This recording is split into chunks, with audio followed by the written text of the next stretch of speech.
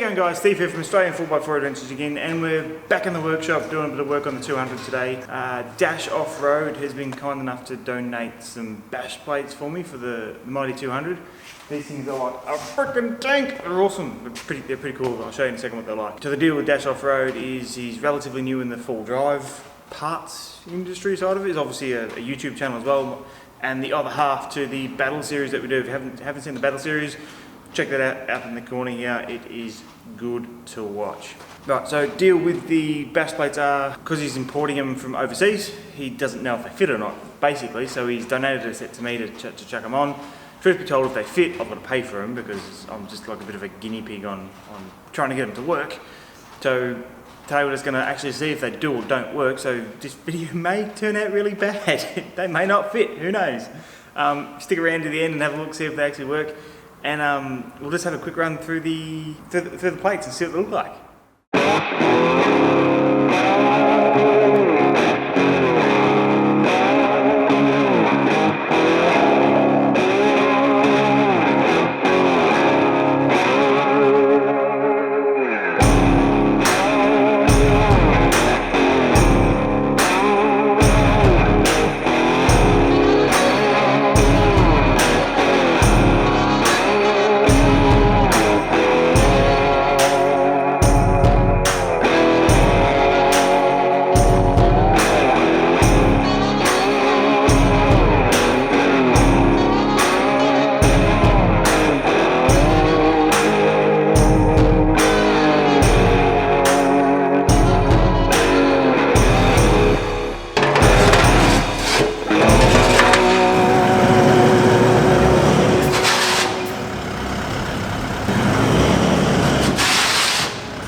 Bloody slippery floors.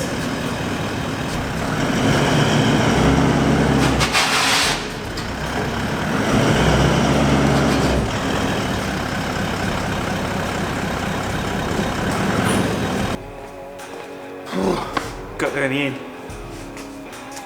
Problem with metal on polished concrete floors, they slide. Right here, so I've got my phone because there's details that I probably won't remember to say. There are 3mm CNC laser cut magnesium steel. Yeah, that's the one. They look tough, like seriously tough. Obviously, I think they all come in this sort of gunmetal grey sort of colour. I have contemplated powder coating a different colour, but I want to see if they fit for this before I go spending money on after that. So something to know about the magnesium steel is, so magnesium is 33% lighter than aluminium, 60% lighter than titanium, 75% lighter than steel, yet in many applications is stronger per unit volume than the three structural metals previously mentioned. So essentially it's lighter and stronger than most steels overall. I think overall the weights on these things, these plates, I think in total are about 30 kilo worth. So the front plate is 8.3 kilo, the middle plate is 10.7 kilo, and the rear plate is 11.3 kilo. So it's about 30 kilo all up. For bash plates, obviously the ones that are on the cruiser at the moment, they're plastic, so they're kind of crap. So, and I've munted them up pretty good with some of the tracks I've done, which you've seen a few of before. So, yeah, I'll give you a closer look at this, and we'll jump into getting the car dismantled, take the old ones off, and then we'll see if all these fit. God, I hope they fit. I don't want to take it apart and have to do it again. Let's have a squeeze of this, shall we?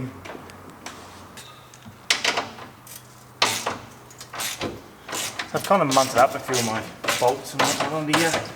This one's all angled and probably not going to go back in too easy.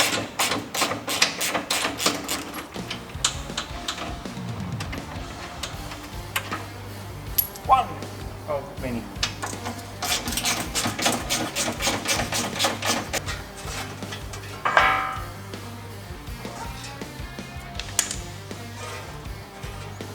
First one done. Mind you, this is probably the only one going back on as well. Oh, it's a lovely sound.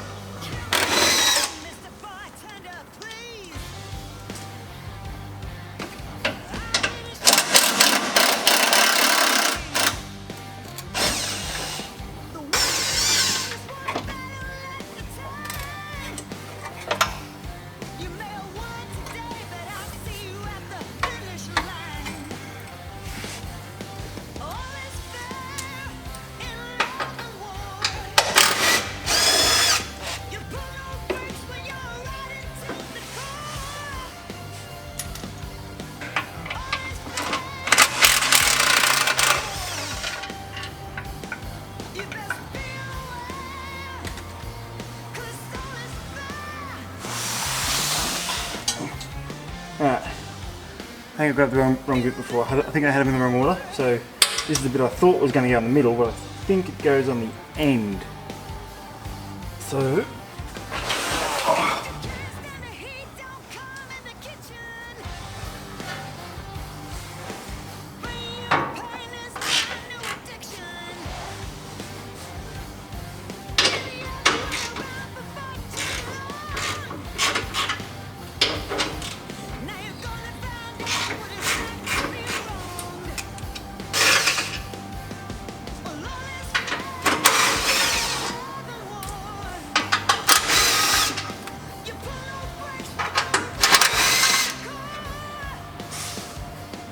right, I'm GoPro cam now.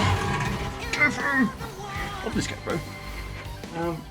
So where I thought it was going to go, I was thinking it was going to have something to do with these two original mounts for the original transfer case guard. But there's already two tapped holes in the back of the cross member here, which these ones fit into nicely. A little bit tight, but should be right. And so all of the punched holes direct down, so everything can fall out. These two tabs here fit over the back and screw in that way.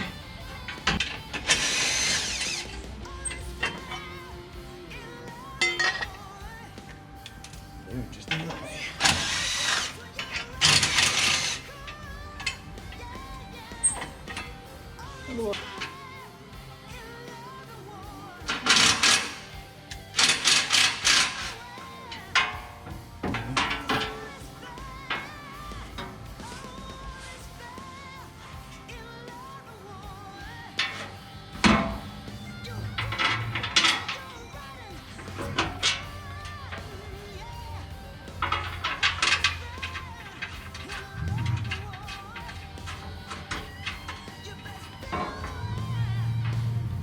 One.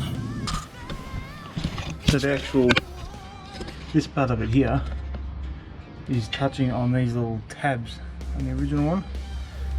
I'm thinking maybe I'll just have to knock them up a bit just to bend them out of the way. Let me show you.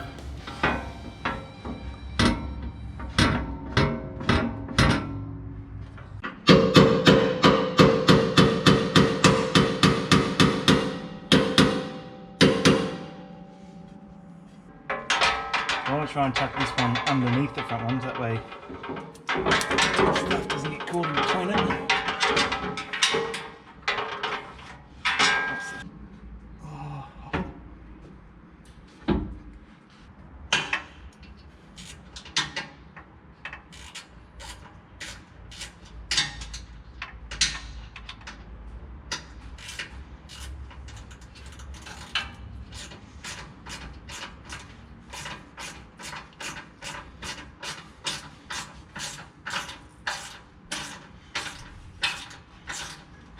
Move up a bit. That's the back done. Yep.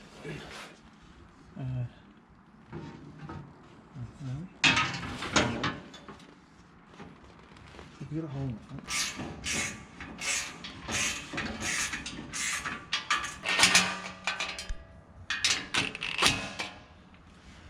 Cool.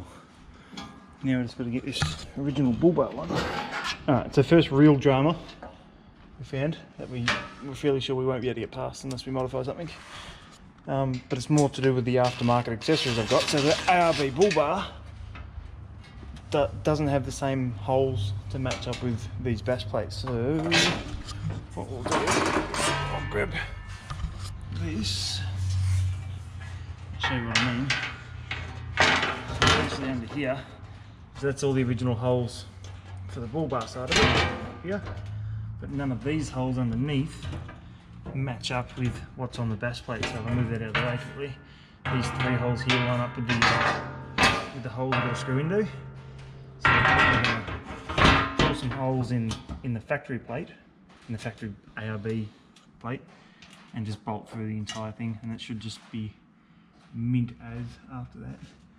Looking under here, it looks freaking cool. I like it. I actually quite like the grey too. I was going to powder coat it red. I still may.